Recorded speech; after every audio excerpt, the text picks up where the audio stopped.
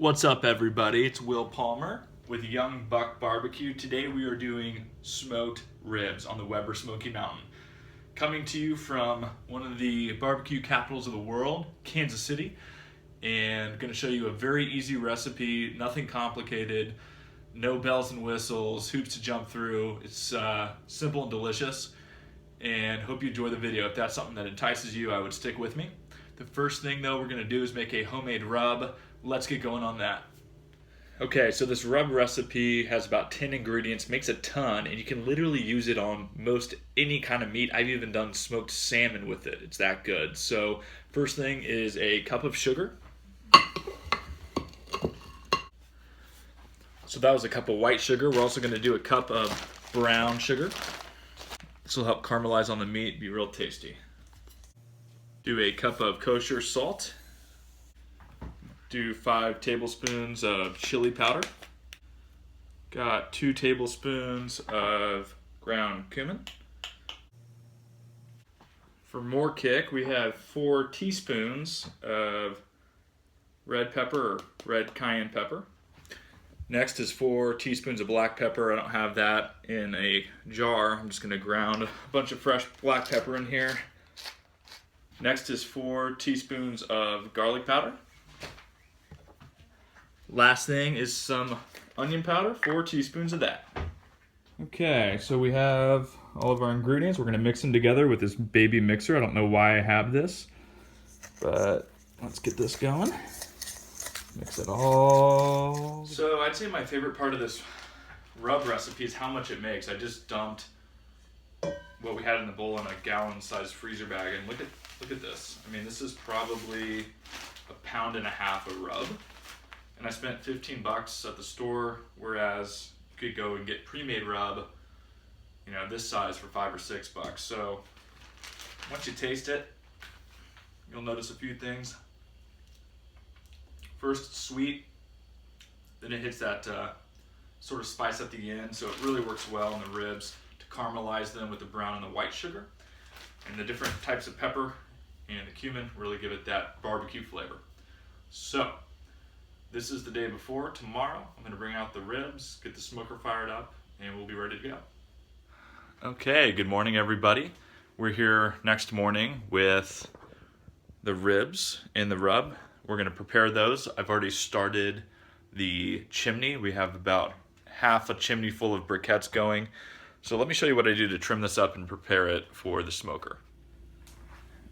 Okay, so the ribs we're working with are St. Louis style spare ribs, pork ribs, and in Memphis circuits they usually use for competition baby backs, but in the Kansas City and some of the Midwest circuits up here, most everybody is using a St. Louis style. It's a higher fat content. It's just a meatier rib.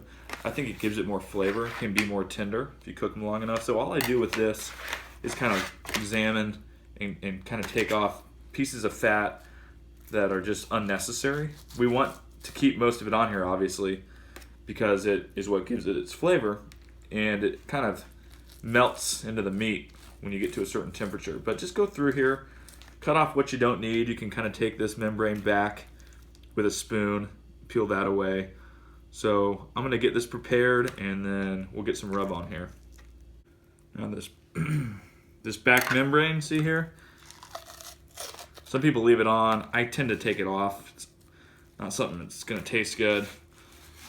Doesn't affect my ability to smoke this in a certain different way, but it just allows the rub to sit right on the meat opposed to this membrane, which gives it that flavor we're looking for. So once that's off, you can kind of see the real estate we can get some rub into. Just a lot better. All right, let's get some rub on this.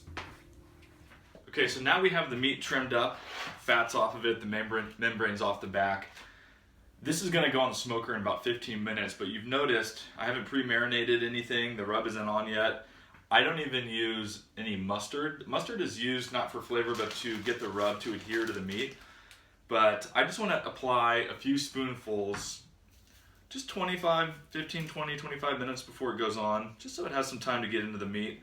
We're gonna put a bunch on right when this goes on the smoker as well, which I'll show you, but just go ahead and sprinkle a decent amount of this on here. We only have a 1.5 pounds of rub, so use it sparingly. I'm kidding. Don't use this. Okay, so now we have some rub on here. Let me show you what we've got going on.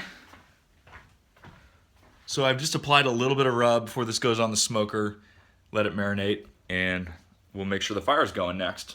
Okay guys, we finally made it outside. So we have about a 15-pound bag of Kingsford charcoal in here. I've got this about halfway full, and we've carved out an area of the center. It's called the minion method. Most people have heard of it. So that the coals can slowly catch on in a ring. Now the other thing you want to do is grab some wood for the smoke. This is hickory. You can do actually like apple a lot or pecan. It's kind of a big piece, but just lay a few of these pieces on the perimeter. That's what will really start to catch. I kind of like to lay them near the vents. That's where the airflow comes from.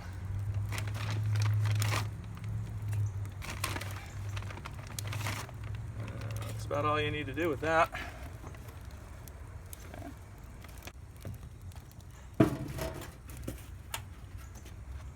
All right, we're good. You can see how that looks down there.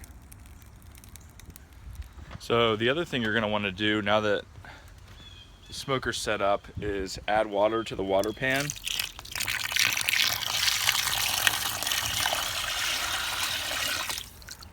I put about 2/3 full for the water pan, and I actually don't wrap my ribs. You've heard of the 3-2-1 method, 3 hours with the ribs on the heat, 2 hours with them wrapped with some apple juice, 1 hour unwrapped.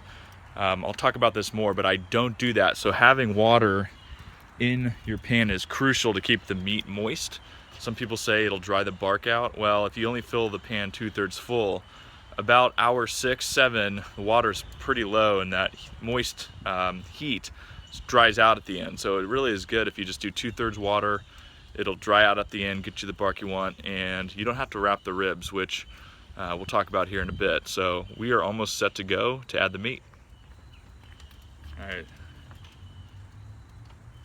Oh yeah. So one thing I like to do, besides have my coffee out here, I have a little table I can work with next to the smoker. I'm gonna trim the ribs once. Put some rub on the back side.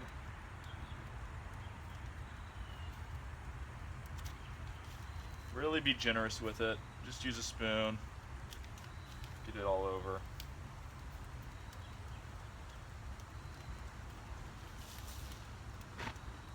Okay. And then I'm going to take this and apply it directly on the smoker. Just like that.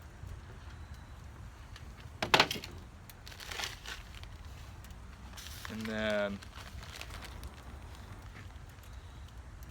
we're going to spoon on some more rub as it sits right on the grate. This is going to get a fantastic crust because we have a decent amount of sugar in this rub. When you buy store-bought rubs, look at the sugar count or content. There's almost no sugar oftentimes, very salty. So if there's no sugar in the rubs you buy, it's real hard to get that caramelization, that sweet crust that people like to bite into when they're getting ribs.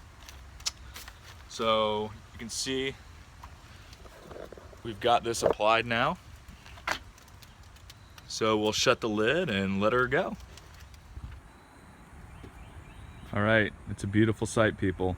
So this is getting up to temperature. I usually do the bottom vents. Start out about halfway. Top vent always should be completely open. That's what helps generate a lot of the air circulation from underneath.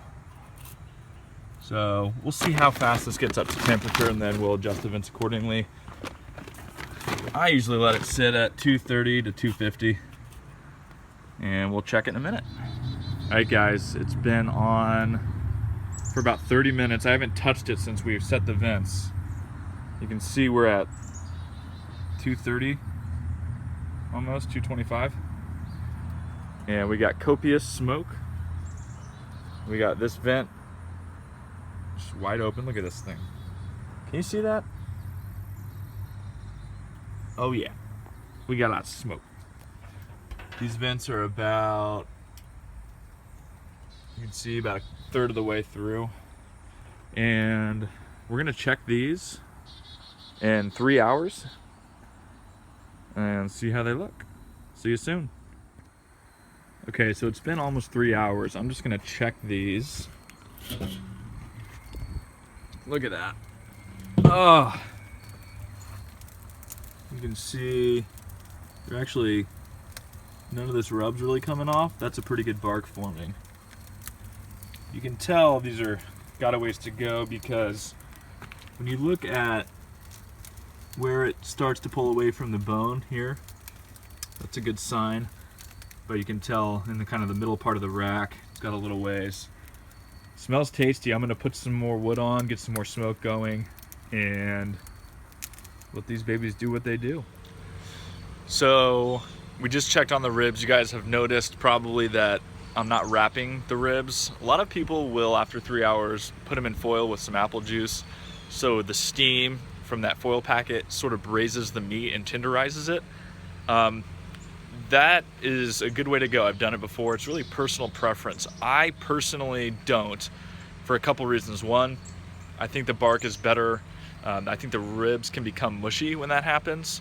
And some people like when you have the rib and you just pull the bone up and the meat falls off. That's really not how a rib is supposed to be. It's supposed to have some bite on the bone still, and a little bit of pull. So keeping them out of a foil package prevents them from getting mushy, soft, and just falling right off the bone. Personal preference, a little bite to the bark, a little bite on the bone. If you like fall off the bone ribs, then I would suggest doing the 3-2-1 method and put it in a foil packet for 2 hours. Otherwise, don't mess with it. Just leave it in there, let it go, get the smoke going, and we can check it in another couple hours, see what the temperature is. So hope that tip helps. We'll see you in a couple hours. Okay, it's been like 6 hours. You can see the meat is pulled away from the bone nicely. Good test is if you go to the middle and you pull up and you see the spark start to crack. That's how you know they're close. So we might get them off. Okay, it's been 6 hours. And these are looking good. We'll do another test. You can see how the bark is splitting. Actually, this whole thing will probably come apart if I didn't do this. So we'll just sneak it on in. Take them inside. Look at that. Look at that crust. That's why you don't do the 3-2-1 method. All right, got these cut. You can see how tender and delicious they are. I like, for ribs, Blues Hog. It's really sweet, molassesy. It's gonna go great on these. So the last thing we're gonna do is try them. Okay, best part of a successful smoke is having that first bite. By the way, have to have paper plates. That's a rule. Get you a little of that sauce. That's tasty. We call it pig candy. So, that's Easy Ribs on the Weber Smoky Mountain. Hope you enjoyed the video. Young Buck Barbecue in Kansas City. Cousin Michael helped earlier. Good. Oh, it's good. See you next time.